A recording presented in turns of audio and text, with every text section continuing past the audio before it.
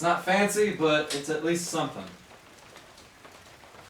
Alright, so today we're going to be hopefully fixing the engine to the Suzuki GS 500 mini buggy build. Now, if you guys remember in the last video I made of this project, we found out that there's absolutely no valve clearance on all of the valves in this engine, and I'm hoping that that's the reason it won't run for more than 2 minutes. It has low power and it backfires like crazy. I'm hoping that's the issue, and I'm also hoping that I didn't, burn the valves running it like this. So I finally found a valve shim kit to work for this engine. This was not cheap, for me at least. This was $160 for just a little bin of little metal discs. I mean, if it'll get this engine to work and get it to run properly, it was well worth it. There's 20 shims in total, 2 sizes each, so therefore there's 10 different sizes, and I'm really hoping that this has the proper size that I need. Anyway, let's take the engine back apart, see if these actually work. Alright, so I already got one of them. I got the top right one, and it works. I found the shims that I need, the points between 0.03 and 0.08. I'm using the 0.05, 0.06, and 0.08. I don't have a 0.03, so I'm just using a, whatever. So these work, and right now that, that shim actually works. So this one's good. Let's move on to the rest. Whoops. Let's move on to the rest of them. Let's put that over there. I actually bought a tool for the job for this. This is a $16 little piece of metal that I'm glad I bought. Although it was 16 bucks, kind of felt like a ripoff. It is worth it. Now I'm using a tiny little screwdriver and a file to pop these things out. Yeah, the numbers are worn away, so I'm just putting in smaller ones and then measuring them. So the last one I replaced was 250. Just for the sake of it, I'm going to put in that same one again on the other one. And I'm coating these in oil just so they don't go in dry. I have no idea if you're supposed to do this or not, but I'm doing it anyway. So, alright. So, little tight. Little tight. Let's put in a smaller one.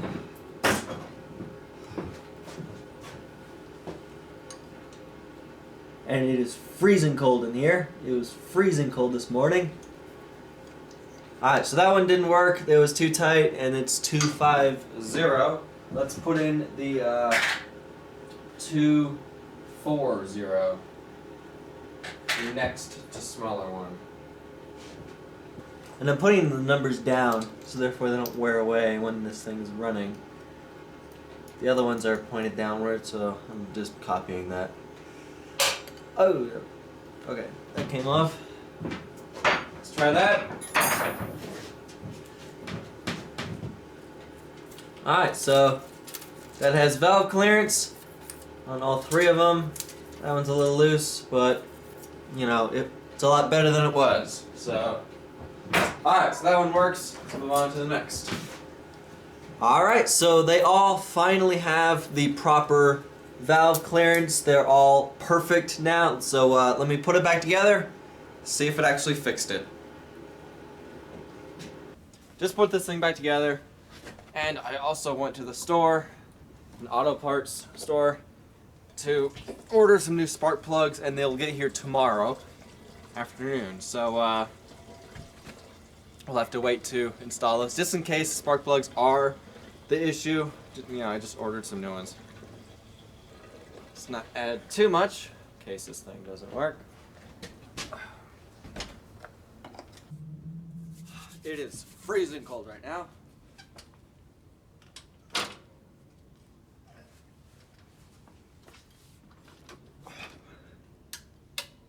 Ooh, fingers crossed. Put on. Choke on. Here we go.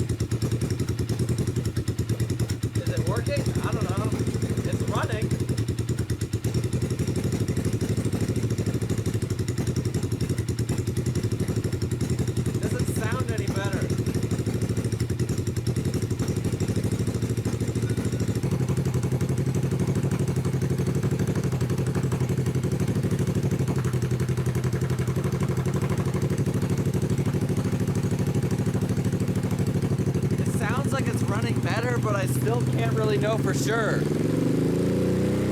I don't know what it's doing.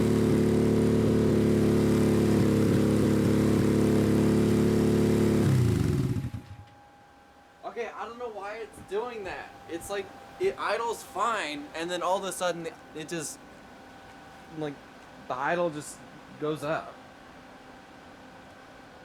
I'm not even touching it. I'm not sure if it's supposed to do that. Is it? There we go. Is it supposed to do that? I have no idea. So I'm just gonna let it keep going, and we'll find out whatever. I have no idea what I'm doing. It's running fine, I think.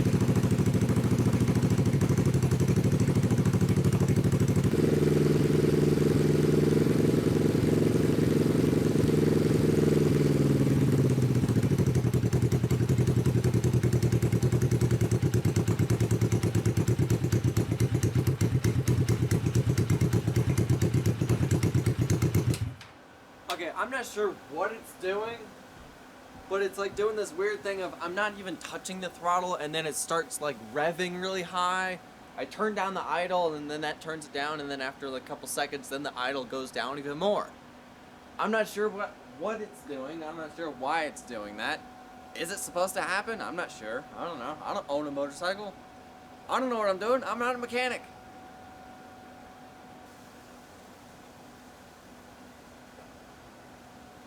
My neighbors are looking at me like I'm crazy.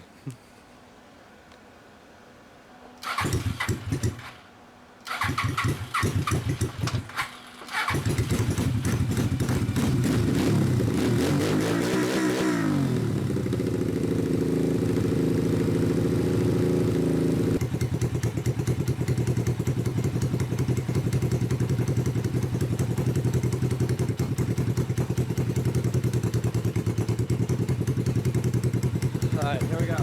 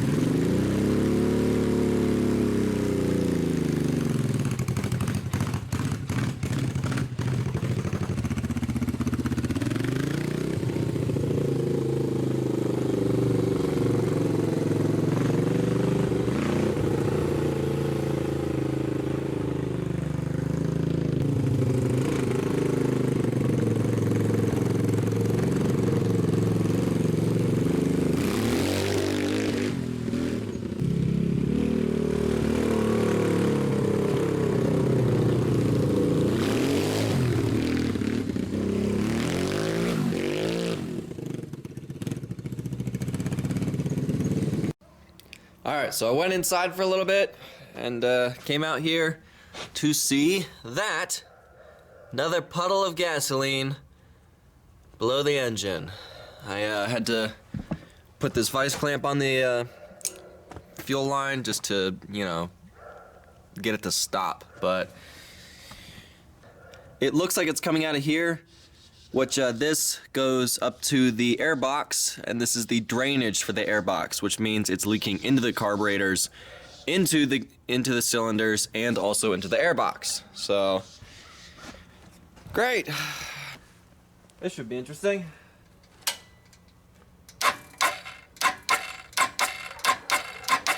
Awesome.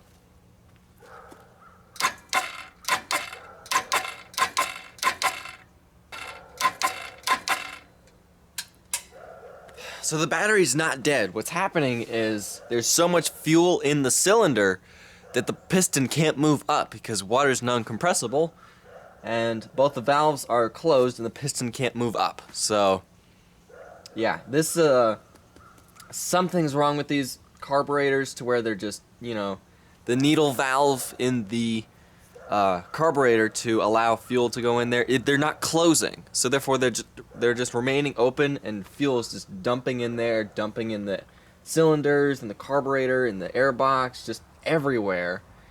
I guess I gotta take these things apart and clean them again. Oh, look at that. Isn't that nice? That's awesome. Yeah, that's... I'm really frustrated with this thing.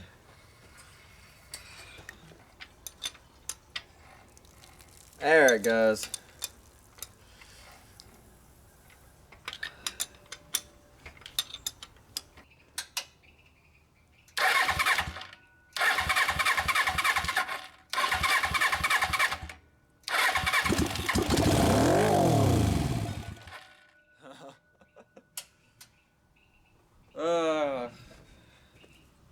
Alright, so now all the fuel is out of the cylinders. I found the issue. There was a lot of dirt buildup in the inlet of where the gas goes into the carburetors, into the bowls. So cleaned all that dirt out. And I'm pretty sure that's going to fix it. I'm hoping it's going to fix it because I'm tired of working on this thing and I need to finish this video. So just gonna put this back together, put some more gas in here, and take this thing up the road and see if actually, you know, what we did to this engine fixed it or not. That's the whole reason for this video, was to find out if the valve clearance is the issue of it running poorly. That's what I'm trying to find out, but we're having other issues popping up, and I hopefully fixed them. So, just gonna throw this thing back together. Alright, let's take this thing up to the road.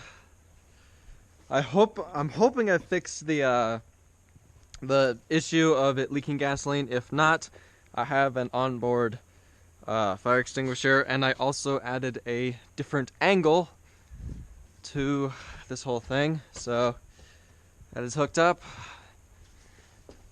Here we go.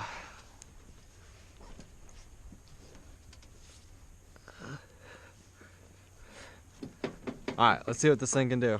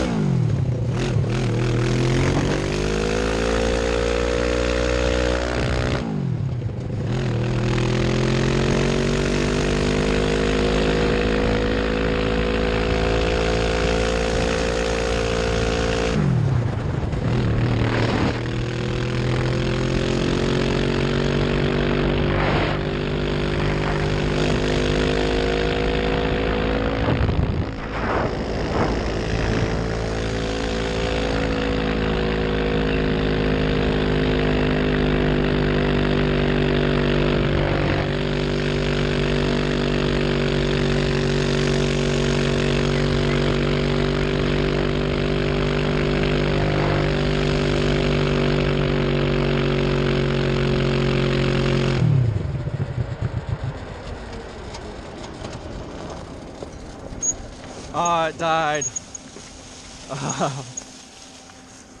It died. The real test is it gonna start back up? Let's make sure it's not leaking gas. Looks good. Looks good. It felt like it had more power. I'm kind of shaking right now.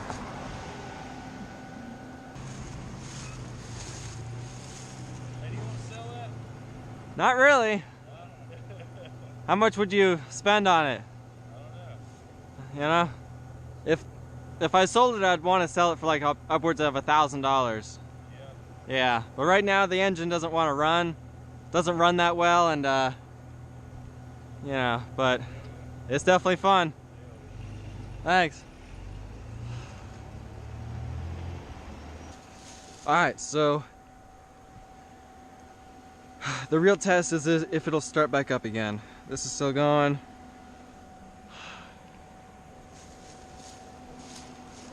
It's not leaking gas, so we're good there.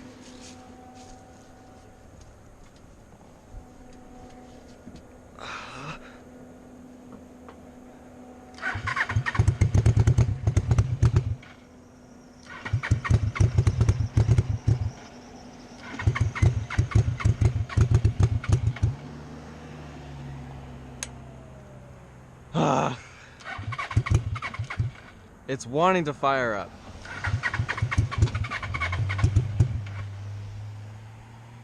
Choke.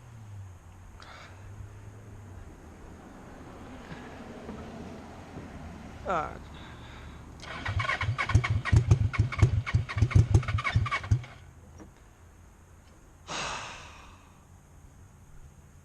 I thought I fixed this.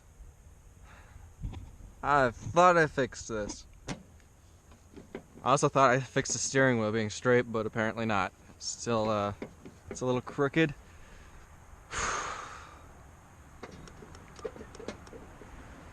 Dang it.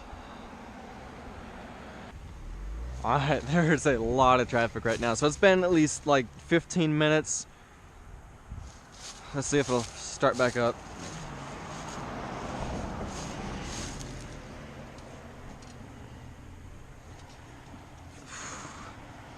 This is a busy road at this time of day.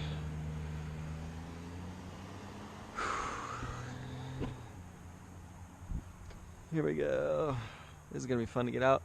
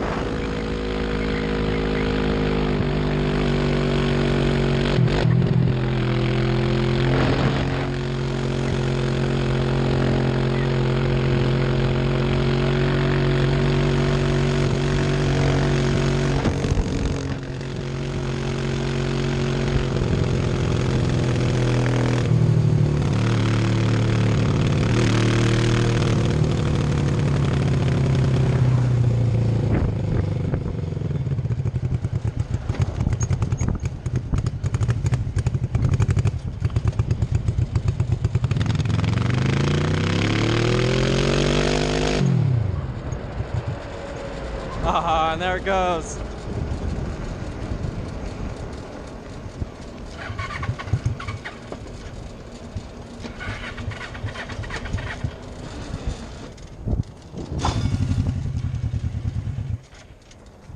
Put a bump start it.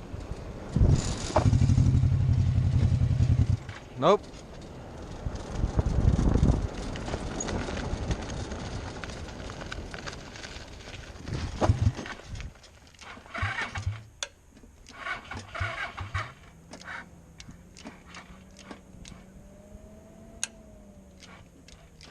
And that's a dead battery.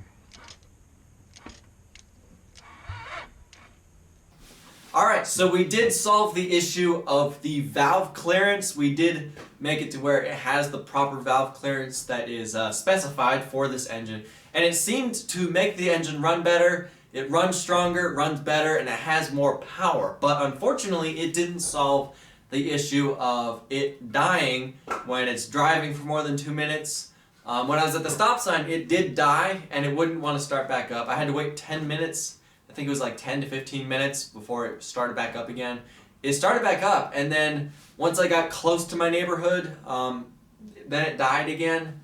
And I tried to bump start it, didn't really want to start back up. And then the battery died, so I couldn't really start back up. But it did solve the issue of it backfiring, it had, losing power, and all that stuff. Now, I recently Googled the fuel line diagram for this engine, and I found out that it's not as simple as just taking a gas line, going from the tank to the carburetor. It's not that simple. It's a lot, you need to install this thing, which I took off of the frame of the motorcycle before I scrapped it. Really glad I did, because this is a key important part to the fuel system.